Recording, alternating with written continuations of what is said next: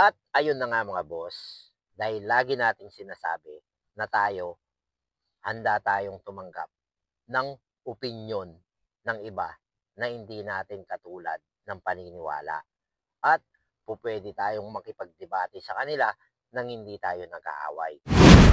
Kaya naman sa video na to, tayo naman ang magbibigay ng opinyon tungkol dun sa mga nagko-comment na kaya daw ginawa ni Tatay Digong ang kampanya kontra droga ay para lang i-eliminate yung mga kalaban niya dahil siya raw mismo ang kakumpetensya ng mga drug lord. Actually mga boss, matagal na nating naririnig yan. Panahon pa ni Tatay Digong, sinasabi na itong ganitong klaseng issue. Ang tanong, dito po ba sa mga sinasabi nyo na to, meron po ba kayong matibay na ebidensya na awak? O narinig nyo lamang doon sa mga tao na ayaw nila kay dating Pangulong Duterte? Kung meron o totoo itong issue na binabato nyo na to kay Tatay Digong, bakit kahit isa na kaso sa ating bansa, hindi nyo nakasuhan si Tatay Digong? So, syempre, sasabihin nyo, kasi siya yung presidente, paano naman kakasuhan? E di wala ring mangyayari. Tandaan nyo, itong issue na binabato nyo kay Tatay Digong, binabato nyo na yan bago pa siya maging presidente. Kung titignan nyo yung mga nangyayari ngayon, yung datos, 2011 hanggang 2019 ang sinasabi nyo na nagkaroon ng EJK sa ating bansa. Malinaw doon na hindi pa si Tatay Digong ang presidente ng bansa natin. Sinasabi nyo na itong issue na to. Pero kahit isa, walang nakapagkaso sa kanya. Kahit isa, walang nakapagpatunay sa sinasabi nyo. Ngayon, paano namin kayo papaniwalaan kung yung nire-raise nyo na issue na yan ay nanggaling lamang dun sa mga tao na ayaw kay dating Pangulong Duterte? O maaari nyo ring sabihin na kaya hindi nakasuhan si Tatay Digong kasi nga may impluwensyang tao at nasa posisyon siya kahit nang nasa Davao pa siya. Pero eto kasi yun eh. Ito nga na dati siyang presidente, nagawa nila kay Tatay Digong na itapon siya dun sa kamay ng mga dayuhan. Noon pa kaya na mayor lang siya, na nasa Davao lang siya, na isa lang siyang probinsyanong nanunungkulan sa gobyerno, hindi nila napanagot sa sinasabi nyo na siya mismo ang kakumpetensya ng mga drug lord. Kaya hindi nyo pwedeng i-rebat sa akin ngayon na si dating Pangulong Duterte makapangyarihan o kinakatakutan.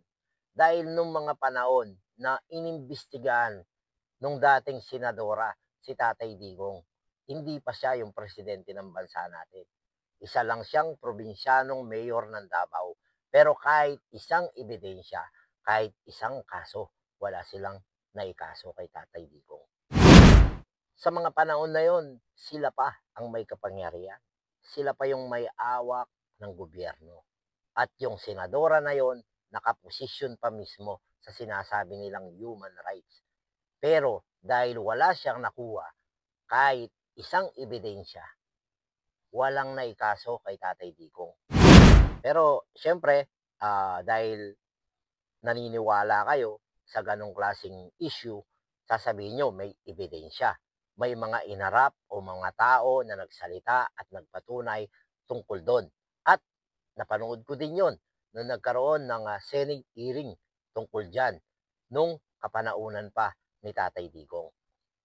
Ngayon, ang tanong ko sa inyo, dun sa mga testigo na nagsalita dun sa Senate hearing na yon, meron ba kahit isa sa kanila ang magsasabi na meron silang personal knowledge na si Tatay Digong ay involved sa droga o si Tatay Digong ay nagpapatay ng tao?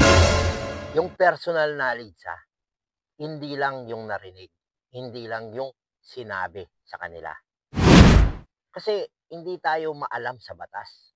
Pero ang pagkakaintindi ko sa isang testigo na wala namang personal knowledge dun sa krimen na nagaganap na pinapatunayan niya, yang mga sinasabi niya, hearsay lang yan, chismis lang yan. Kasi hindi naman siya mismo yung nakakita nung kung anumang krimen ang binibintang sa akusado. Kahit pa nga hanggang ngayon yung mga testigo na nilalatag nila sa sambayanang Pilipino, yung mga namatayan, yung mga naulila sa panahon ng kampanya kontra droga, na hindi naman natin sigurado kung lahat ba ng ibinibintang na yon o naging casualty ng gera kontra droga ay talagang inosente o totoo na may kinalaman sila sa larangan ng droga.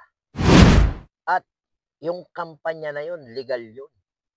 Yung mga operation ng mga pulis na yon, legal yun.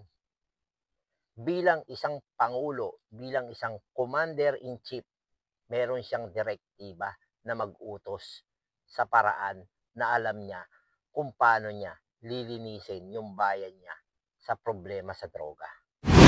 Pero aminado ako, behind doon sa order ni dating Pangulong Duterte, hindi natin alam kung ano yung totoo doon sa mga mismong nag-operate ng kampanya kontra droga. At sa parte na yon, kahit na sumusuporta ako kay Tatay Digong, aminado ako na hindi lahat ng pulis ay ginampanan ng tama ang utos ni Tatay Digong. Merong mga pulis na nang-abuso doon sa kampanya kontra droga dahil meron din silang kailangang pagtakpan. At yun naman, opinion ko lang yun. Bilang isang Pilipino na may kakayanan naman akong mag-isip, opinion ko lang yun. Dahil kung ang isang pulis ay involved din sa droga at merong mga tao na nakakaalam doon sa kanyang pagkaka-involved sa droga, ang unang-unang lilinisin ng pulis na yan, yung kanyang bakuran para hindi mangamoy. Kaya para sa akin, yung kampanya kontra droga ni Tatay Digong, maganda. Napakaganda ng intensyon ni Tatay Digong sa kampanya na yon para malinis niya ang bayan niya sa droga. Nagkaroon ng konting problema at hindi natin yun may tatanggi. Kahit kaming mga sumusuporta kay Tatay Digong, hindi namin itinatanggi na nagkaroon ng konting problema, pero hindi dahil kay Tatay Digong. Yun ay dahil doon sa mga nagpatupad doon sa ilalim. At yung kampanya na yon, hindi namin sinasabi na naging perpekto. Ang sinasabi namin, kaming mga naniniwala kay Tatay Digong at sumusuporta sa kanya, yung kampanya kontra droga ni Tatay Digong ay naging epektibo. Dahil naramdaman namin yun Nakita namin kung gaano natakot yung aming mga kabarangay, yung aming mga kakilala na nagsisuko at isinurrender nila yung kanilang mga pangalan kung saan man sa barangay o sa munisipyo. Yung iba nag-voluntary, nagparehab dahil sa takot. At yun na rin ang dahilan kung bakit bumaba ng sobra ang krimen sa ating bansa noong mga panahon na yon. Dahil ultimong pinakamaliit na kriminal ay natakot kay Tatay Digong dahil alam nila na hindi nagbibiro si Tatay Digong sa ginagawa niyang paglilinis ng bayan. At ito ang daming mga dating gumagamit ng droga na naisalba ni Tatay Digong. Ang dami dyan. Yung iba na akala nila doon na lang iikot yung mundo nila. Ngayon, kasama namin dito sa ibang bansa. Mga OFW na, nagtatrabaho na ng maayos, nakakabuhay na ng pamilya nila. At ang pinakamalaking bagay doon, hindi na sila nagdodroga. At sa mga panahon na to, isa ang mga tao na 'to, itong mismong involved sa ipinagbabawal na gamot, na naging epektibo ang kampanya ni Tatay Digong o ni dating Pangulong Rodrigo Duterte tungkol diyan sa droga na 'yan.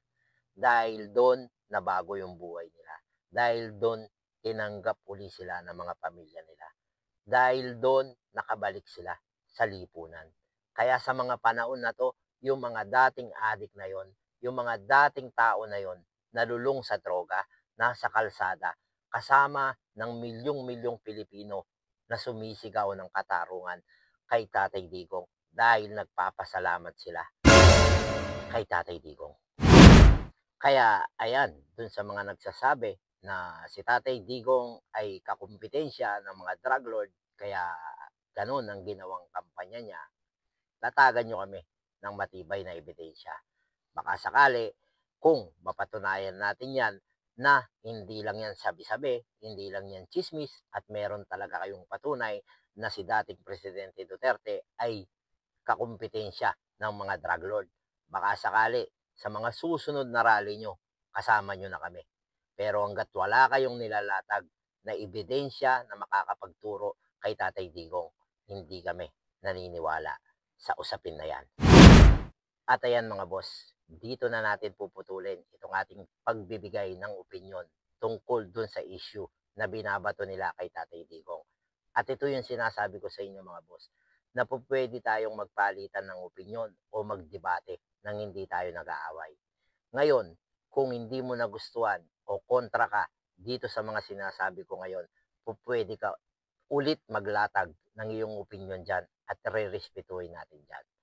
At bago natin tapusin ito, gusto ko munang magpasalamat sa lahat ng mga patuloy na sumusuporta at tumutulong sa atin na ipagkalat ang ating mga ginagawang video para makita ng buong mundo lahat ng magandang nagawa ni Tatay Digong sa ating bayan. Mag-iingat kayo palagi mga boss. See you on next vlog.